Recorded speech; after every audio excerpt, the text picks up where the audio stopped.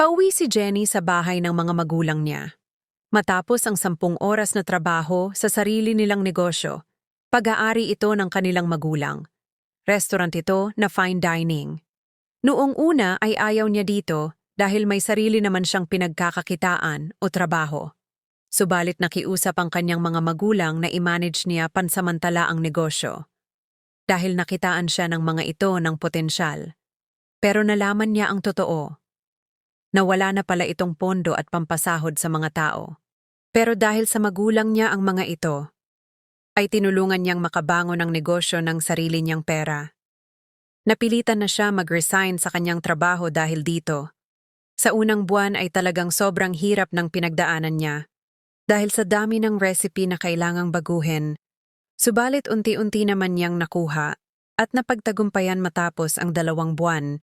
Hindi talaga siya sumuko dito. Sinamahan niya pa ng online order para sa mga ayaw lumabas ng bahay. Pati sa instruction ng mga empleyado, ay talagang pinag-aralan ni Jenny. Hindi niya ito basta inilagay lang sa trabaho, kundi inalam niya rin ang bawat kakayahan ng mga ito. Kaya mas lalong naging smooth ang takbo ng restaurant nila. Pati ang ratings nila online ay talagang tumaas ng husto. Sobrang dami ng positive comments. Pati ang mga datihang customer na matagal nang hindi nagpupunta ay nagsipagbalikan. Kaya talagang lumaki ang kita nila. Mabalik tayo sa kasalukuyan. Si Jenny nga ay papunta sa bahay ng kanyang magulang para doon maghapunan. Makaraan nga ang ilang minuto ay nakarating na nga siya dito. Agad siyang kumatok sa pinto at mabilis naman ang pagbukas nito. At bumungad sa kanya ang kanyang ina na nakangiti. Mabilis siyang pinapasok nito at pinaupo sa hapagkainan. Naroon na rin ang kanyang 2 kapatid. Si Jay na sumunod sa kanya at si Carl na bunso.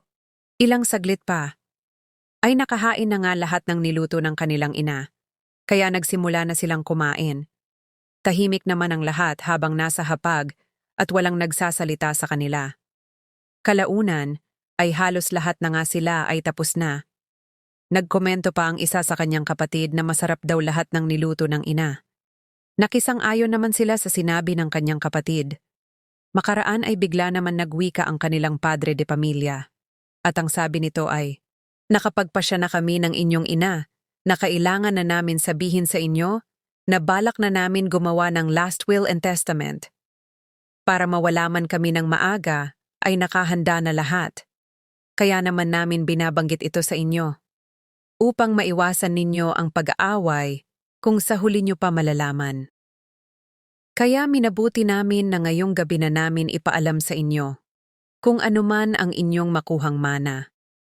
Ay sana bukal sa loob nyong matanggap. Saad ng ama nila, unahin natin itong bahay. Alam naman ninyo kung gaano ito kahalaga sa amin ng inyong ina. Kaya sana alagaan at mahalin ng kung sino man ang makatanggap bilang pamana namin.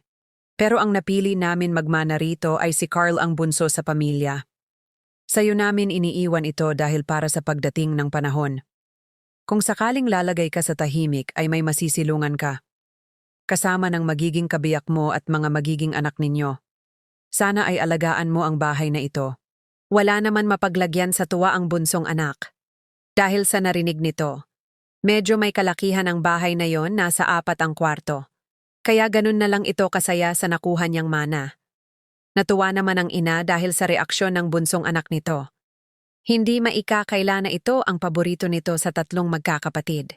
Lagi rin nito nasusunod ang mga gusto lalo na noong bata pa si Carl. Tuwing darating ang kaarawan nito ay talagang marami ang handa at bisita. Si Jay naman na gitnang anak ay halos ganoon rin ang trato. Sunod sa layaw din ito.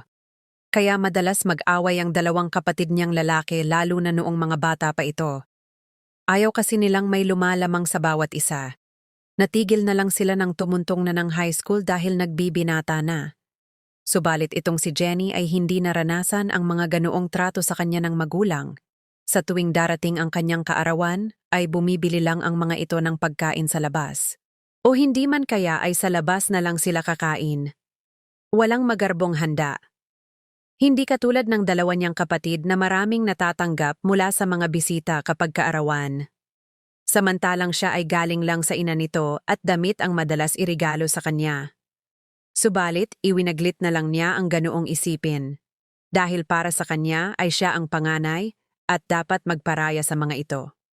Ngunit ngayon nga ay malalaman niya kung talagang pantay-pantay ang trato sa kanila. Dahil sa pamanang ibibigay ng mga ito. Agad naman may pumasok na idea kay Jenny. Na sa tingin niya ay ang restaurant nito ang ipapamana at iiwan sa kanya. Sa isiping iyon ay medyo na-excite siya. Dahil marami pa siyang plano dito. Balak pa niya mag-expand at maglagay sa iba't ibang lugar para mas lalo pa itong makilala. Si Jay naman ay may sarili na itong business na pinunduhan ng kanyang magulang mula nang tumuntong ito ng 25 years old. Hindi niya lang alam kung ano ang kalagayan nito. Hindi naman kasi sila madalas mag-usap ng kapatid na si Jay dahil busy siya sa trabaho dati. At ngayon nga ay sa restaurant nila. Pero sa tingin naman ni Jenny ay kumikita ito. Dahil madalas mag-post ang kanyang kapatid sa social media nito. Na laging bumibili ng bagong damit at mga kolorete sa katawan kasama ang girlfriend nito. At madalas din itong nagbabakasyon sa ibang lugar. Kaya talagang sa tingin niya ay successful ito sa itinayo nitong business. Ilang saglit pa ay nagkatinginan na nga sila ni Jay sa kung ano ang susunod na sasabihin ng kanilang ama. At napatingin din ito sa kanilang ina na nakangiti. Na parang alam ni Jay ang mangyayari at inaasahan na niya ito. Muli naman nagsalita ang kanilang ama upang ipaalam ang susunod na ipapamana. Sa pagkakataong ito ay binanggit nga ng padre de pamilya na ang restaurant na ang kanyang ipapamahagi sa isa sa kanilang magkapatid. Umayos naman sa pagkakaupo si Jenny upang maiging marinig ang sasabihin ng kanilang ama. Katulad ng una nitong sinabi tungkol sa bahay, ay sana raw ay maalagaan ang restaurant na tinaguyod ng magulang nila sa loob ng 10 taon. Napatango naman silang magkapatid sa sinabing iyon ng kanilang ama. Ilang segundo pa ay binanggit na nga nito na si Jay ang magmamana ng kanilang restaurant. Dahil sa nasa dugo na raw nito ang maging negosyante. At si Jenny naman raw ay makakakuha ng 50,000 na pera. Pero depende pa ito sa kikitain ng restaurant. Mabilis naman siya kumontra at sinabi na siya ang nag-ahon sa restaurant mula sa pagkalugmok nito. Tapos wala man lang siyang parte rito na makukuha. Medyo pagalit na salita ni Jenny sa magulang. Namumula na rin ang kanyang mga mata na parang iiyak, subalit pinipigilan niya lang. Si Jay naman ay nagsalita. Naigalang daw nito ang desisyon ng ama at ina nila dahil karapatan nila ito, wika ni Jay.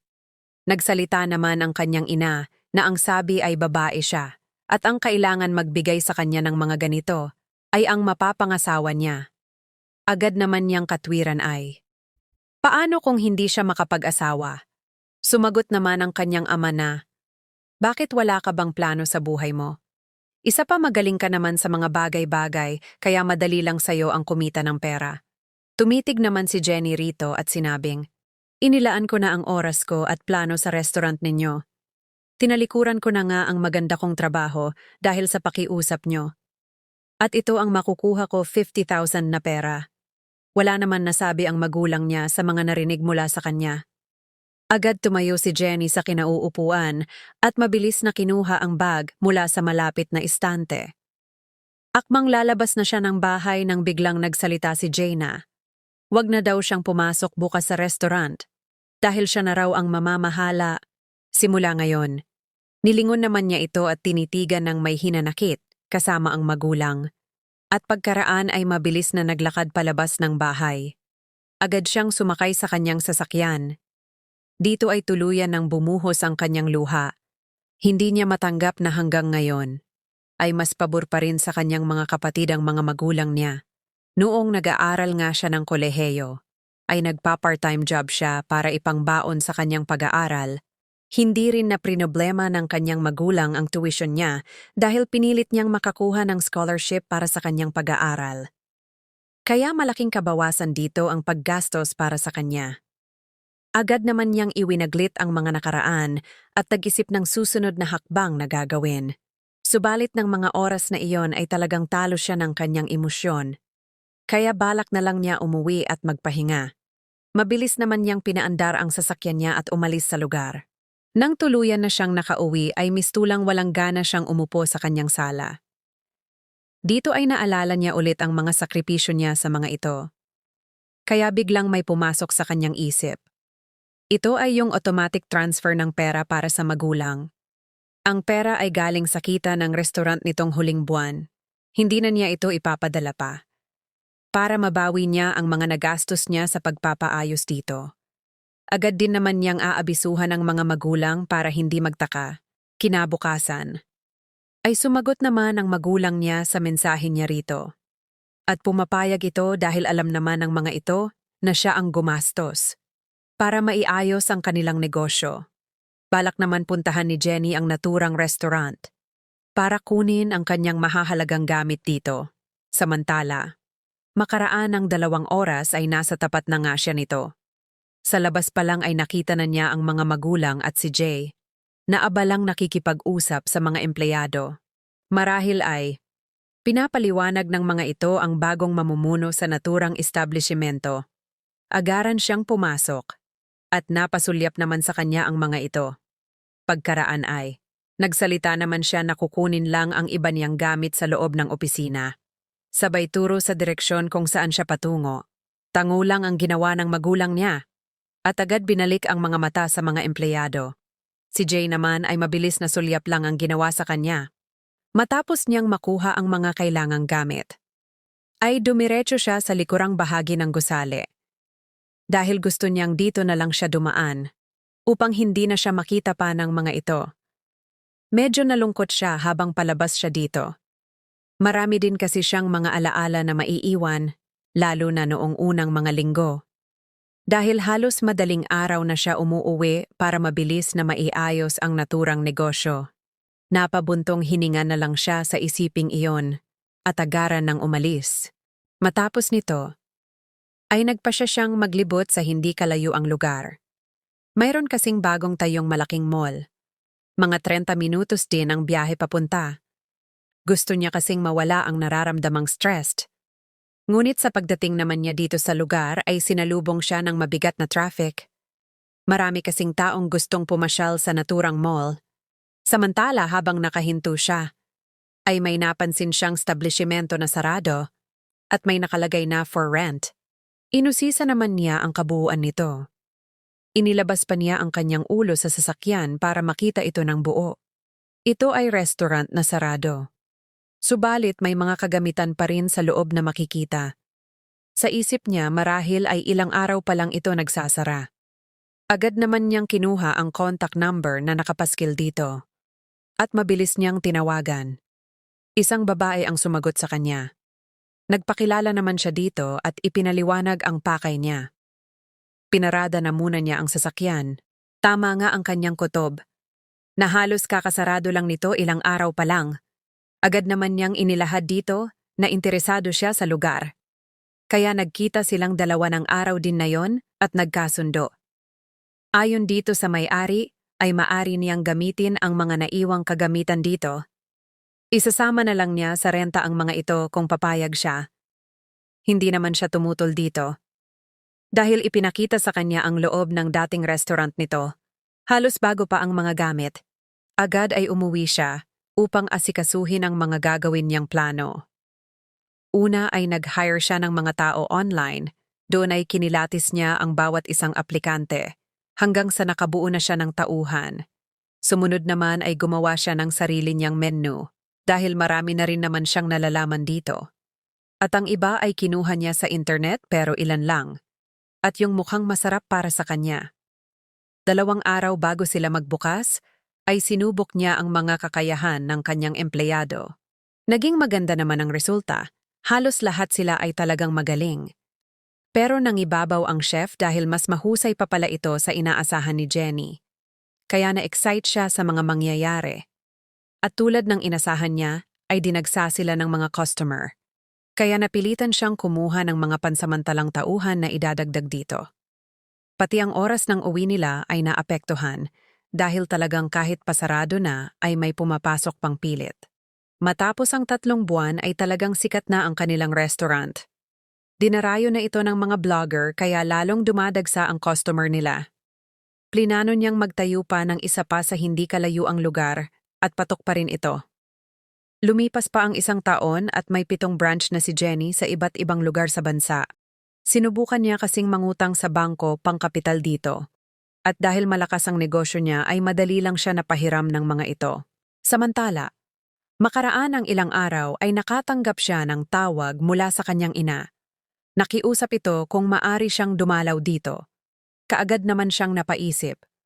Dahil sa tagal ng panahon ngayon lang nagparamdam sa kanya matapos ang nangyari.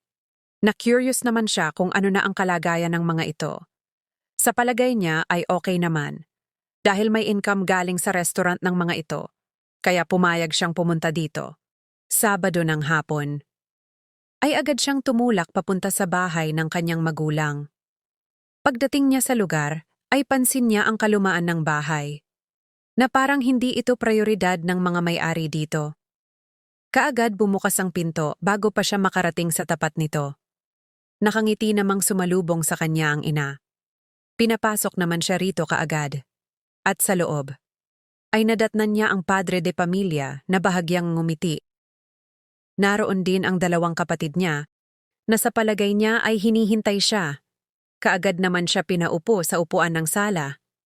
Kaharap niya ang kanyang ama at sa kanang bahagi ay ang 2 niyang kapatid. Tumabi naman sa asawa ang ina ni Jenny. Nagsalita at nagtanong naman ang kanyang ama kung kumusta siya. Sinagot naman niya ito ng, "Okay lang naman ako. Kayo kumusta?" Tanong ni Jenny. Agad nagkatinginan ng mag-asawa at nagsalita ulit ang ama ng, "Kailangan ulit namin ng tulong mo." Wika nito. Tumaas naman ang kilay ng dalaga sa narinig. "Sa paanong paraan ko kayo tutulungan?" Tanong niya rito. Nagsalita ulit ang ama na, malapit nang magsara ang restaurant kung hindi ito mapupundohan. Sumingit naman si Jay na kailangan lang nila ng 100,000 para makabangon ulit. Agad naman si Jenny dumipensa, na iniwan niyang maayos at kumikita ang negosyo. Paanong nangyari na bumagsak ito? Pwede ko bang makita ang lahat ng dokumento ng restaurant? Napaharap naman ang ama kay Jay. At sinabi nitong ibigay kay Jenny ang mga dokumento. Subalit ang sabi lang ng lalaki ay wala itong dokumentong hawak. Dahil kabisado naman niya ang lahat. Agad naman napatawa si Jenny sa sinabi ng kapatid. At nagsalita na hindi laro ang negosyo. Pagkatapos ay tumingin sa kanyang ama. At sinabi niya rito na wala siyang maitutulong kung mapupunta lang sa wala ang pera niya. Saad niya sa mga ito. Walang negosyo ang hindi nakadokumento. Mahahalata sa mukha ng ama ang galit nito. Si Jay naman ay nagmungkahe. Napansamantalang hawakan ni Jenny ang naturang restaurant para maiayos ito. Subalit siya pa rin daw ang masusunod. At may otoridad sa lahat. Napangiti na naman ulit si Jenny sa kapatid. "Di solusyonan mo ang negosyo mo." Wika niya dito.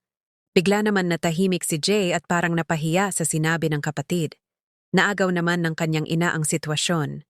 Umiyak ito at nagmakaawa sa harap niya. Kaya medyo naantig ang kanyang puso sa ina. Agad naman siyang naglatag ng mga gusto niyang mangyari para putulin ang ina sa pag-iyak at nagtagumpay naman siya rito. Samantala, ang plano naman ni Jenny ay siya ang mamumuno sa lahat ng desisyon sa negosyo ng pamilya at walang makikialam kahit isa sa kanila. Sinabi niya ito sa harap ng kanyang ama. Hindi na ito nag-isip pa at pumayag ito kagad sa mga kondisyon niya. Makaraan ang ilang araw ay sinimulan na nga niyang patakbuhin ang negosyo ng pamilya. Nalaman niya na ang mga dating mga tauhan ay tinanggal ng kanyang kapatid dahil daw pasaway sa trabaho kwento nito. Hindi naman siya naniwala dahil kilala niya ang ugali ng mga empleyado. Pero hinayaan niya na ito. Bumili na siya ng mga stock ng restaurant at mga bagong kagamitan dahil luma na talaga ang iba rito. At ang ibang appliances ay sira na. Kaya bumili siya ng bago. Malaki rin ang kanyang nagastos dito kesa noong nakaraang isinalba niya ito. Dahil dito ay tumaas ulit ang sales ng restaurant ng pamilya. Pero hindi katulad noong nakaraan na dinadagsa ito. Sa ngayon ay katamtaman lang, pero tumataas ang benta kahit paano. Nagpatuloy ito hanggang 4 na buwan. Hindi naman niya pinababayaan ang kanyang sariling negosyo. Araw-araw niya pa rin ito binibisita. Hinati niya ang oras sa 2. Subalit nagkaroon ng problema ang isa sa negosyo niya. Kaya nagpaalam siya sa kanyang pamilya na mawawala ng ilang araw. Mga 1 linggo ang paalam niya. Wala pa rin naman alam ang mga ito na mayroon na siyang malaking negosyo. Pinayagan naman siya nang hindi na nagtatanong kung ano ang dahilan. Pansamantala ay ang pinagkakatiwalaan na tauhan muna ang iniwan niya para sa restaurant. Kaya panatag siyang walang problema ang mangyayari. 5 araw ang ginugol niya upang maayos ang problema sa kanyang restaurant. Medyo may distansya ito kaya stay-in siya malapit dito. Makaraang natapos na ang problema, ay mabilis naman siyang umuwi. Balak niyang dumaan sana sa negosyo ng kanyang pamilya. Subalit dinapuan siya ng pagod kaya kinabukasan na siya nakapunta. Eksaktong 12 ng tanghali nang pumunta siya. Ngunit nagtaka siya kung bakit sarado ito. Mabilis naman niya tinawagan ang empleyado. Ito yung tao na pinamahala niya habang wala siya. Marami ang tumatakbo sa isip niya. Nakesyo baka nawalan ng kuryente or naubusan ng supply. Habang nag-iisip siya ay nagriring ang tinatawagan niya. Ilang sandali pa. Ay sumagot na ito. Mabilis naman niyang tinanong ito kung bakit nakasarado ang restaurant. Matagal ito bago sumagot. Pero kalaunan ay nagsalita na rin. At ang sabi nito ay naibenta na ang restaurant, ma'am, wika nito sa telepono. Ipinaulit niya pa dito ang sinabi. Dahil baka nagkamali lang siya ng narinig. Ngunit malinaw nitong inulit na naibenta na ang restaurant. Agad naman ito humingi ng dispensa sa kanya dahil hindi siya tinawagan nito. Tinakot daw kasi siya na hindi babayaran sa mga trinabaho nito. Kaya nanahimik siya. Agad naman siyang nagpaalam dito. Matagal siyang tumayo sa harap ng gusali dahil talagang sari-sari na ang kanyang nararamdaman ng mga oras na yon. Minabuti niyang ikalma ang sarili bago gumawa ng hakbang. Matapos ang 5 minuto ay naisipan na niyang umalis at tutungo siya sa bahay ng mga magulang. Habang nasa biyahe naman siya, ay naalala niya ang mga sakripisyong ginawa niya at perang sinayang dito.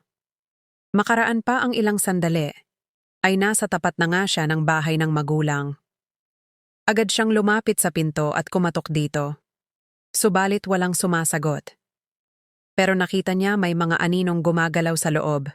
Kaya nilakas niya ang pagkatok sa pinto at nagsalita na sinasabi niyang, nakikita niya ang mga ito sa bintana. Segundo lang ang lumipas ay bumukas ang pinto at bumungad sa kanya ang ama. Tinanong naman niya ito tungkol sa restaurant ng diretso at walang paligoy-ligoy.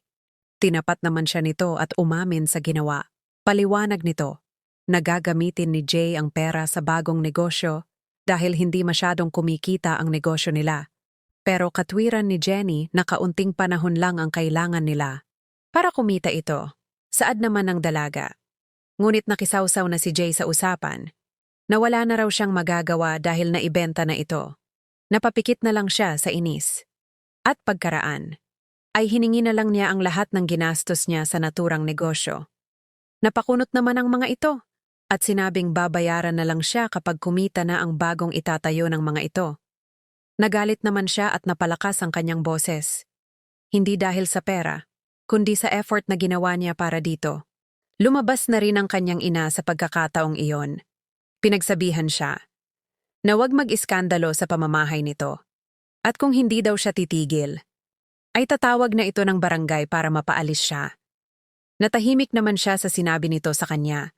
Hindi niya inasahan na kayang gawin ng kanyang ina ang ganoon sa sariling anak.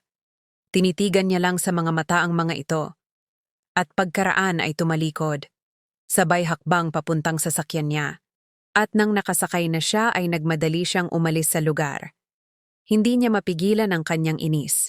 Kaya para mawala ang nararamdaman, ay nagpasya siya na pumunta sa pinakamalapit na dagat sa lugar nila. Subalit nang makarating siya, ay medyo kaunti lang ang tao. Naglakad siya sa dalampasigan ng nakayapak. Medyo nare-relax na siya. Ngunit biglang may nakita siyang nakahiga sa buhanginan malapit sa tubig. Lalaki ito at medyo maskulado ang katawan. Tinatamaan na ng tubig ang mukha nito, kaya inisip niyang baka malunod ito. Kaya sinubukan niya gisingin. Subalit masyadong malalim ang tulog ng lalaki. At pagkaraan pa, ay may humampas dito na malakas na tubig dagat. At parang nasamid ang lalaki ngunit nakapikit pa rin. Kaya mabilis niyang hinila paalis sa dalampasigan. At tumawag ng tulong. Mabilis naman ang dumating na rescue dito. Pero nakilala ito ng sumaklolo sa kanila. At ang sabi ay, ilang araw na daw ito naglalasing. Napataas naman ang kilay niya. Bakit naman ho? Tanong niya sa kausap. Sumakabilang buhay na kasi ang kanyang nobya. Iyon lang. At binuhat na nito ang binata paalis. Agad naman niyang ipinagpatuloy ang pamamasyal sa gilid ng dagat. Hanggang sa dumilim, kumuha na lang siya ng matutuluyan sa isang hotel na malapit. Medyo hindi pa kasi siya okay. Kaya gusto niyang masilayan ang pagsikat ng araw bukas. Kinabukasan, ay maaga siyang gumising para sa gagawin niyang pag-abang sa paglitaw ng araw. Hindi naman siya nabigo rito. At nasilayan niya nga ito. Napawi naman ang kanyang lungkot. Kaya ilang saglit pa ay balak na niya umuwi. Habang pabalik siya, ay may dalawang lalaki na lumapit sa kanya. Namukhaan niya kaagad ang isa sa mga ito. Ang lalaki na tumulong sa kanya kahapon doon sa lasing. Ngumiti naman siya dito. At ganun din ito sa kanya. At nagsalita. Na gusto raw humingi ng pasensya ng kasama niya dahil sa nangyari kahapon, wika nito. Ang tinutukoy niya ay ang kasama. Yumuko naman ang kasama nito na parang nahihiya sa nagawa. At pagkatapos ay humingi ng sorry sa kanya at nagpasalamat. Agad naman niyang sinabi na okay lang at walang problema. Ngumiti naman ang lalaki. Magandang lalaki pala ito lalo na pag hindi lasing. Aniya sa sarili. Nginitian din naman niya ito. Sa pagdating nila sa hotel ay nagkausap pa silang tatlo. At nalaman ni Jenny na ang lalaki pala ay ang may-ari ng hotel na tinuluyan niya. Kaya ibinalik nito ang ibinayad niya sa naturang hotel. Nag-request pa itong lalaki kung maaari ay makasalo si Jenny sa agahan. Hindi naman siya tumanggi dahil para sa kanya ay walang masama dito dahil gumaganti lang ang lalaki sa nagawa niya dito. Pagkatapos nito ay marami pa silang napagkwentuhan, lalo na sa mga buhay-buhay nila. Naikwento naman ni Jenny ang nangyari sa kanya dahil parang magaan ang loob niya dito. Naikwento rin ng lalaki na kaya siya naglalasing ay dahil sa nobya niyang nawala. Tahimik naman nakikinig si Jenny sa bawat paliwanag nito. Hindi rin nila namalayan ang oras na tanghali na pala at ilang oras na sila nag-uusap. Hindi rin napansin ni Jenny na may mga mensahe na siya natatanggap galing sa staff ng restaurant niya dahil may kulang sa mga stock nila. At nang nabasa ni Jenny ang mensahe, ay agad siyang nagpaalam sa lalaki. Kaagad naman nito hiningi ang kanyang cellphone number. Ngumiti naman ang babae at masaya nitong binanggit ang sariling numero ng cellphone. Pagkaraan ay umuwi na siya. Nasa biyahe pa lang siya pauwi ay tumawag na kaagad itong lalaki at kinukumusta siya. Natuwa naman itong si Jenny dahil inaasam niya din na sana ay tumawag ito kaagad. Simula noon ay madalas na silang mag-usap. Ilang araw lang ang lumipas ay dumalaw ito sa kanyang restaurant. Dahil gusto raw nito makita kung ano ang pinagkakaabalahan niya. At sa nakalipas na 7 buwan ay naging magkasintahan na nga sila. Sobrang saya ni Jenny. At dahil doon ay nakalimutan na nga niya ang problema sa pamilya. 1 taon ang lumipas. Ay nakatanggap siya muli sa kanyang ina ng mensahe na kung maari ay makausap siya ng personal. Hindi siya sumagot sa mensahe ng ina. Hinayaan niya lang ito. Sumunod ay ang kanyang ama naman na tumatawag sa cellphone ni Jenny. Hindi rin niya ito sinagot. Para sa kanya ay hindi pa nawawala ang sakit na ginawa ng mga ito sa kanya. Isang hapon habang siya ay nasa loob ng opisina ng restaurant, ay pinuntahan siya ng isa niyang staff sa dining. Mayroon daw na gustong kumausap sa kanya at nagpakilalang magulang niya. Sa narinig ni Jenny ay medyo nakaramdam siya ng kaba sa dibdib. Gusto niya sanang ipasabi dito na wala siya. Subalit alam niyang hindi titigil ang mga ito. Kaya nagpasya siyang harapin na. Sa paglabas naman niya ay nakita niya ang magulang, na nakaupo sa isang gilid. Napansin naman niya si Jay na nasa labas. Ang bunsong kapatid naman ni Jenny ay hindi niya masilayan. Marahil ay hindi ito kasama. Umupo naman siya sa tapat ng magulang at nagtanong dito ng kung ano ang kailangan nila sa kanya. Nagsalita naman ang ama na humihingi ng dispensa sa nangyari sa kanila dati. Tinitigan lang ito ni Jenny at hindi nagsalita. Ang ina naman ay ganun din ang sinabi. Sana raw ay patawarin sila nito. Agad naman niya sinagot ang mga ito na hindi pa nawawala ang sama ng loob niya dito. Kaya kung maaari ay umalis na ito dito. Naintindihan naman daw ng magulang niya ang nararamdaman niya. Pero sana daw ay mapatawad na sila nito. Sa lalong madaling panahon. At isa pa, dugtong nito. Kailangan din namin ng tulong mo anak. Last na ito. Ngumiti naman si Jenny ng nakakaloko. Kaya napalingon sa kanila ang ibang customer na kumakain. Matapos niyang tumawa, ay nagsalita siya. Yan ang hirap sa inyo. Kapag may kailangan kayo, sa kanyo ako naaalala. Umalis na kayo. Kalmado niyang sabi sa mga ito. Ngunit nagpumilit ang ama na hindi aalis, hanggat hindi sila tinutulungan ni Jenny. Ang kanyang ina naman ay umiiyak na. Katulad ng ginawa nito dati, na nagpapaawa. Subalit hindi na siya nagpalinlang dito. Marami pang sinabi ang mga ito.